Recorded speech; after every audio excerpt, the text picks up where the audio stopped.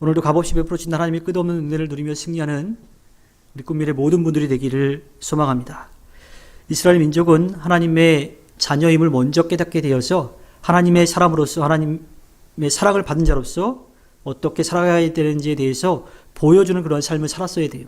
그런데 그들은 하나님이 돌보시고 인도해 주심에도 불구하고 그것을 제대로 깨닫지 못했죠. 물론 순간은 알았지만 계속해서 그 믿음을 소유하며 가지는 못했습니다. 결국 하나님만을 의지하며 하나님만을 믿고 따랐어야 되는데 그렇지 않고 세상에 눈을 돌렸다가 결국은 하나님을 떠나서 하나님으로부터 벌을 받을 수밖에 없었던 거예요. 그래서 나라가 멸망하고 포로로 잡혀갔었죠. 그나마 다행인 것은 그들이 철저하게 깨닫고 돌이키려고 하는 노력이 있었다라고 하는 겁니다. 그래서 하나님의 약속대로 그들은 70년이 지나고 나서 다시 돌아오게 됐어요. 그리고 성전도 세우고 그들의 신앙도 다시 세워갔습니다. 그런데 문제는 그들이 세워가려고 했던 것이 자기들 안으로만, 자기들 그 나라들만, 그 민족만 하나님께 구원받았다라고 하는 그러한 편협한 이기적인 신앙을 갖게 되었던 거죠. 신앙을 지킨다는 명목하에 율법주의를 앞세워서 이기적인 종교를 만들어 버렸습니다. 그 이기적인 종교로 인해서 유대교는 죄인 대량 생산체제라고 하는 어처구니 없는 모순에 빠지게 되었고요. 그로 인해서 많은 사람들을 정죄하는 그러한 실수를 범하게 되었습니다. 거기에 더불어서 자기들 안에만 있으니까 밖으로 하나님 나라의 삶의 모습을 보여줘야 되는데 그것을 하지 못하고 살아갔던 거죠. 그러나 그 시대에 모든 사람이 그런 생각을 하는 것은 아니었습니다. 그들 가운데에서도 하나님에 대한 바른 신앙을 가진 사람들이 있었던 거죠. 하지만 그들의 그 바른 신앙의 모습을 이야기했지만 그것이 그 의견이 채택되지는 못했던 거예요. 다수에 의해서 소수의 의견은 묵살돼 버리고 말았던 거죠. 그 흔적이 오늘 우리가 함께 나누는 요나서와 욥기에 나와 있는 이야기입니다. 요나서와 욥기는 유대교의 오류를 정면으로 지적하고 있습니다. 요나서는 유대인의 국수주의적인 편협한 선민의식을 고발하고 있어요. 요나서의 문제아는 이방인이 아닙니다. 요나서에 등장하는 주인공이라고 할 수 있는 요나예요. 선민의식에 사로잡혀 있는 요나입니다. 요나는 하나님의 말씀을 들었어요. 하나님의 말씀을 들으면 그 말씀대로 가서 행하면 돼요. 하나님이 어디로 가라 그러냐면 니느웨로 가라 그랬어요. 그런데 유대인인 요나가 보기에 니느웨는 이방 나라예요. 거기에다가 자기의 조상들인 북이스라엘을 멸망시킨 이 아수르의 수도라는 거지요. 그러니 그곳에 가라고 하는 이야기를 들었을 때 요나가 네 알겠습니다 하고 대답하고 설득 갈 수 있었을까요? 그렇지 않았던 거예요. 니느웨로 가고 싶지 않아요. 그 사람들 쳐다보고 싶지 않아요. 그리고 행여나 그들에게 가서 하나님이 너희들을 멸망시킬 것이다 라고 선포했다가 그들이 아이고 하나님이 우리를 멸망시키려고 하시는구나 하고 죄를 뉘우치고 회개라도 한다면 그들이 구원받을 수 있는 기회가 열린다라고 하는 생각을 가졌을지도 모릅니다. 어찌됐든 요나는 하나님 말씀하신 니느웨로 가지 않고요. 자기가 보기에 좋은 곳, 신문부들이 많은 새로운 곳들이 많은 다시스로 가려고 욥바로 내려갔죠. 근데 다시스로 가는 그 배를 탔는데 하나님께서 요나를 그냥 내버려 두지 않습니다. 풍랑과 큰 물고기를 통해서 요나를 하나님께서 말씀하신 니느웨로 가게끔 하시는 거예요. 사실 요나의 마음이 어땠을까요? 하나님 말씀하신 걸 듣지 않고 자기의 생각대로 도망갔는데 하나님이 그를 풍랑 속에서 큰 물고기를 통해서 다시 하나님이 말씀하신 니느웨로 보냈을 때 이 요나의 마음이 어땠을까요? 이제 조금 내려놓는 듯한 그런 마음이었을 거예요. 그냥 하나님 말씀대로 여기서 저들 심판한다는 이야기 전하고 저들이 심판하는 거나 봐야 되겠다 하는 그러한 마음이 들었죠. 그래서 전 그 니느웨 성을 다 돌아다녔어야 되는데 그렇지 않고 대충 들든지 말든지 그냥 하나님이 멸망할 거다라고 하는 그냥 이야기로 훅 지나가면서 떠들었어요. 그리고 언덕에 올라가서 니느웨 성이 다 보이는 언덕에 올라가서 니느웨 성이 멸망하기를 기다리고 있었습니다. 그런데 결과는 어땠을까요? 그 요나가 하나님이 니느웨 성을 심판하실 것이다라고 하는 이야기를 들었을 때에 그들이 그 이야기를 듣고 하나님이 말씀하셨다는 것을 깨닫고서 그들은 철저하게 돌이켰다라고 하는 거예요. 왕부터 죄를 뒤집어 쓰고 회개하기 시작합니다. 니느웨 성 안에 있는 모든 사람들이 다 하나님 앞에 철저하게 회개하고 돌이키기 시작했습니다. 하나님은 공의와 정의의 하나님이시기 때문에 악에 대해서는 심판하시지만 죄를 뉘우치고 돌아왔을 때는 그를 받아주시는 분이죠. 니느웨 성 사람들이 그렇게 왕부터 시작해가지고 철저하게 회개하고 돌아왔을 때에 하나님이 그들을 용서해 주시고 심판하지 않으시는 거예요.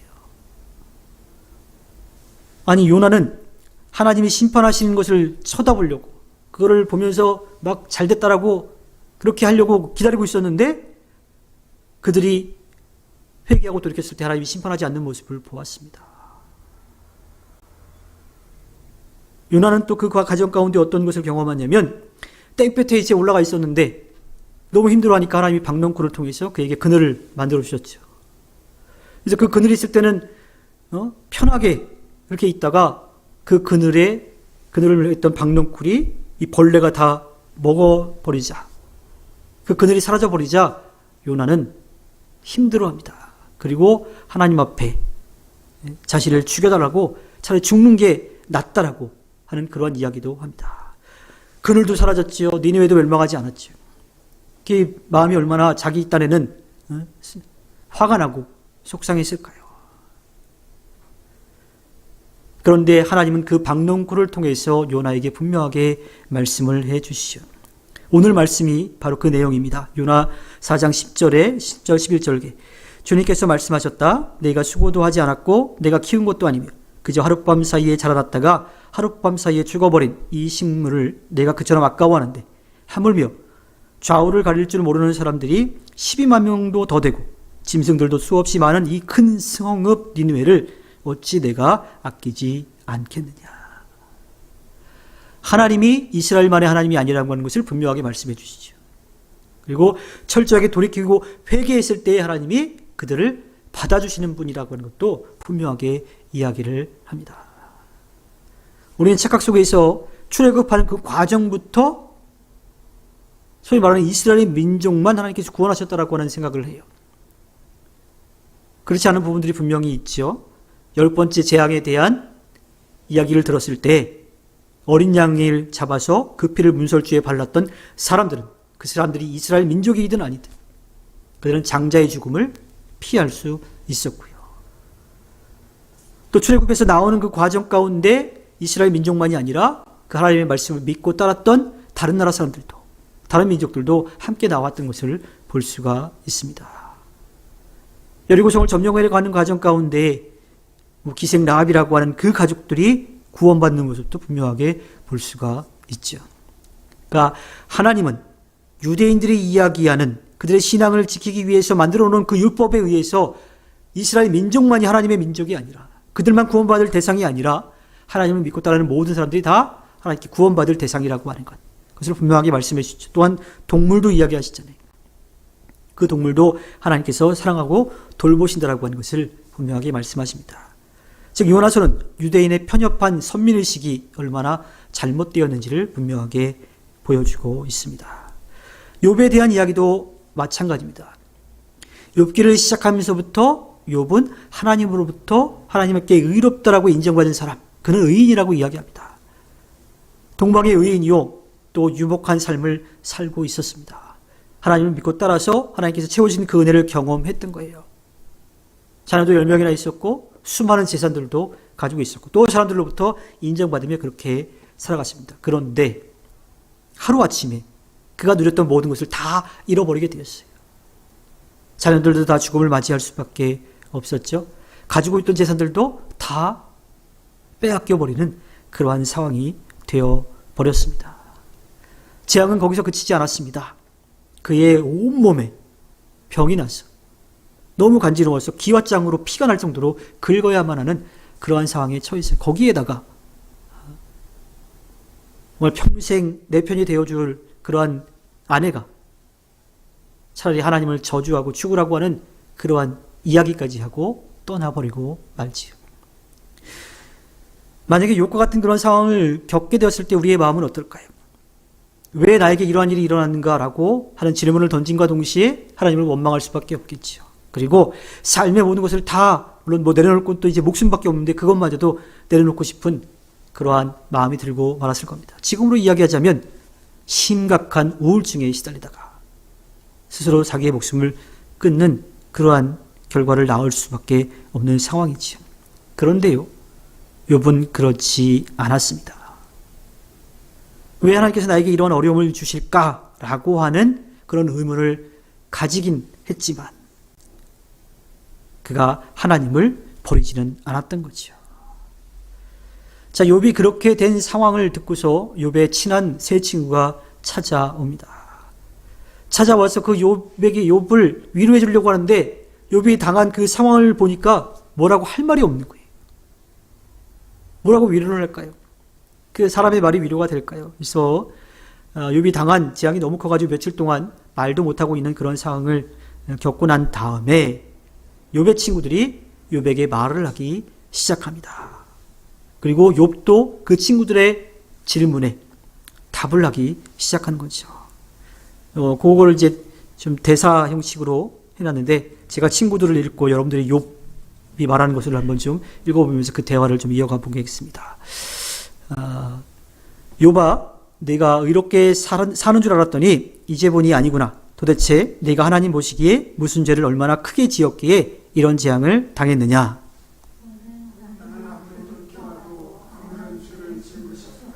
그게 무슨 말이냐? 사람의 눈은 속여도 하나님의 눈은 속일 수 없다. 내게 이런 재앙이 임한 것은 죄를 지었다는 증거가 아니냐?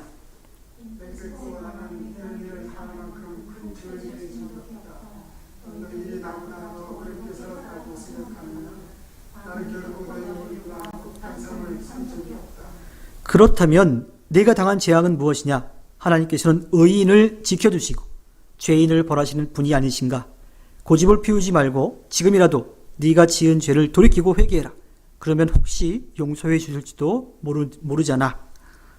아무리 돌이켜보아도 나는 회개할 만한 죄를 지었다. 나의 여호와의 상을 도대체 여기 내가 하소연할 수 있단 말이야.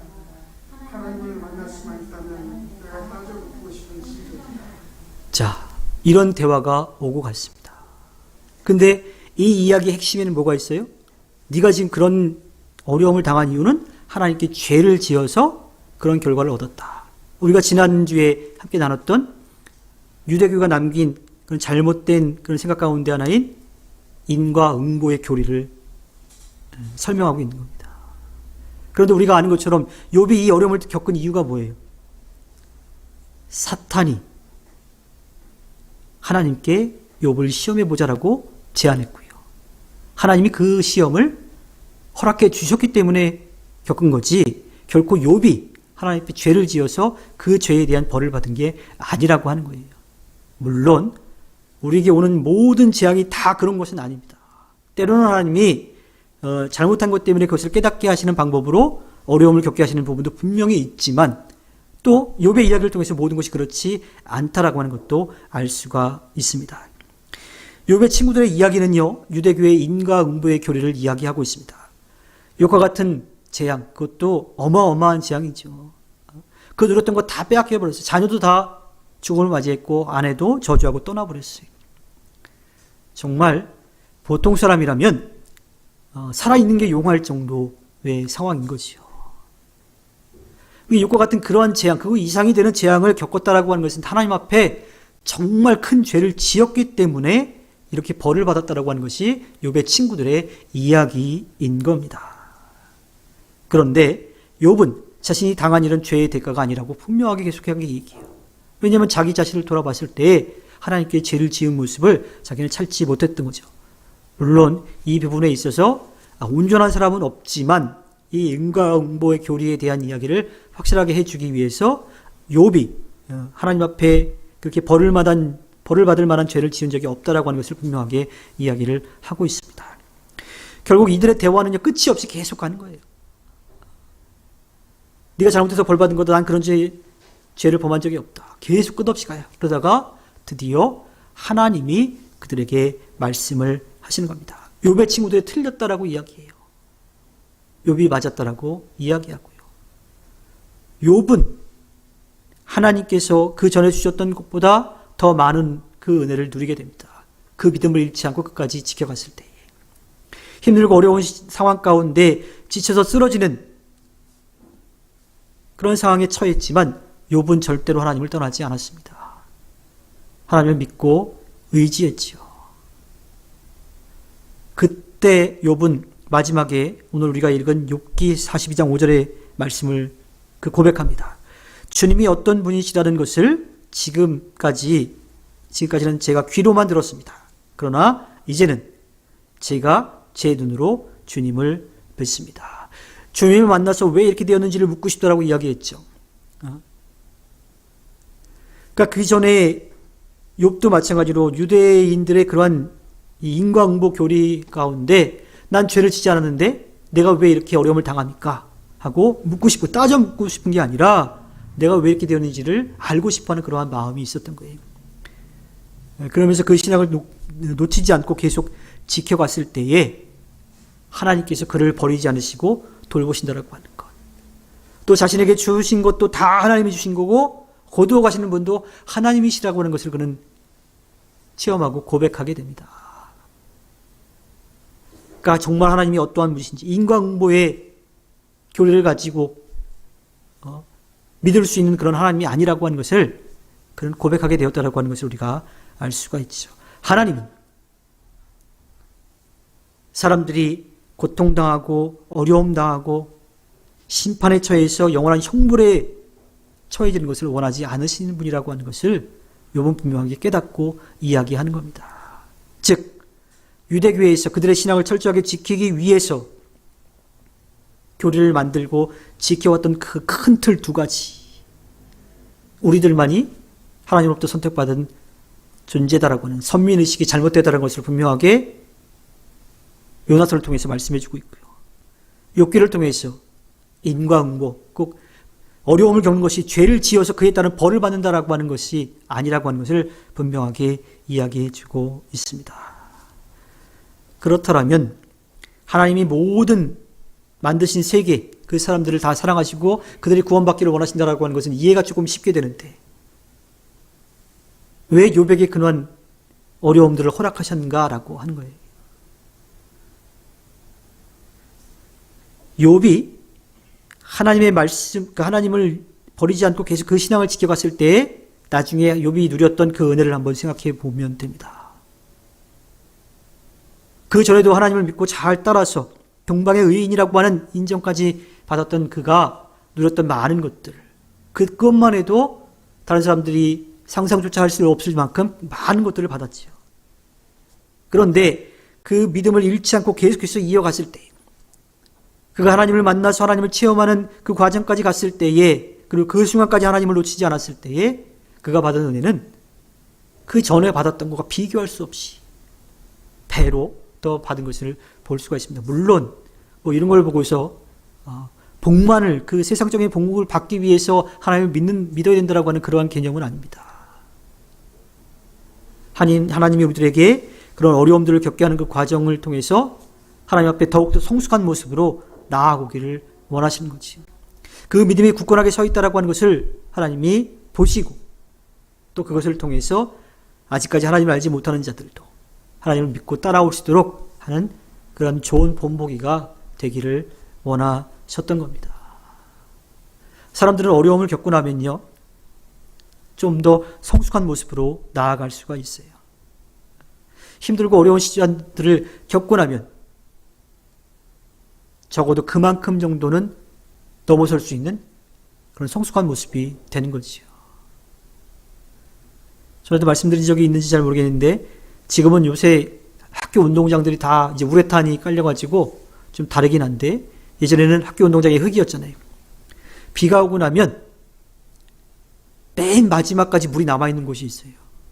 거기가 어디냐면 축구 골대 앞이랑 농구 골대 밑에예요. 왜? 거기는 늘 아이들이 계속 밟고 디디고 제일 많이 밟고 서는 자리죠. 그래서 다른 땅보다도 거기가 더 단단해져 있는 거예요. 그러니까 물이 잘 빠지질 않는 거죠.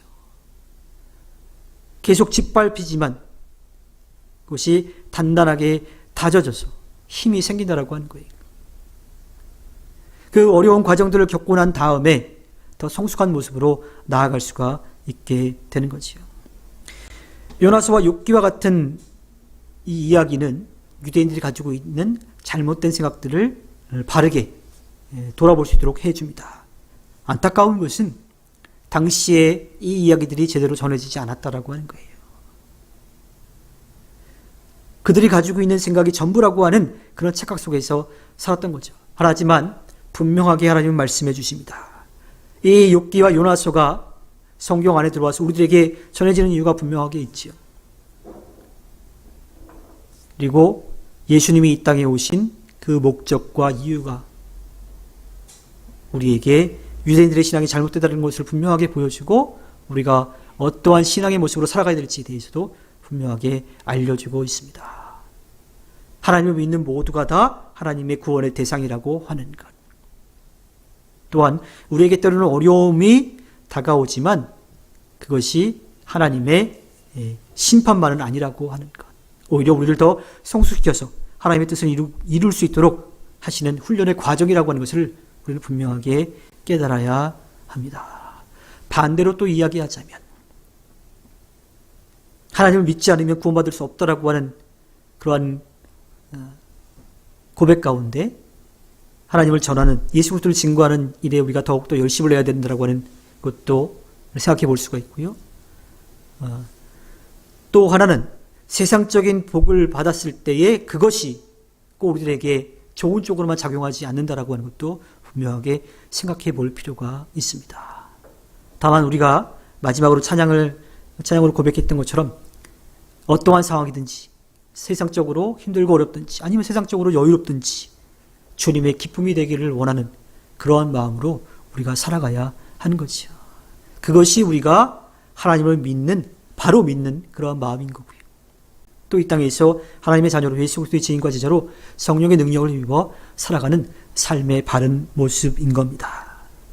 하나님께서 허락해 주신 우리의 삶을 살아갈 때에 우리의 편협한 그런 생각들을 좀 벗어버리고 모두가 하나님의 사랑을 받아야 될 대상이라고 하는 것을 고백하고요. 또한 우리에게 처해 있는 모든 상황들 가운데 하나님께서 정말 원하시는 것이 무엇인지를 깨닫고 그 하나님의 선하신 뜻을 기대하며 나아가 승리하는 꿈미래 모든 분들이 되기를 주님의 이름으로 부탁드립니다. 기도하겠습니다.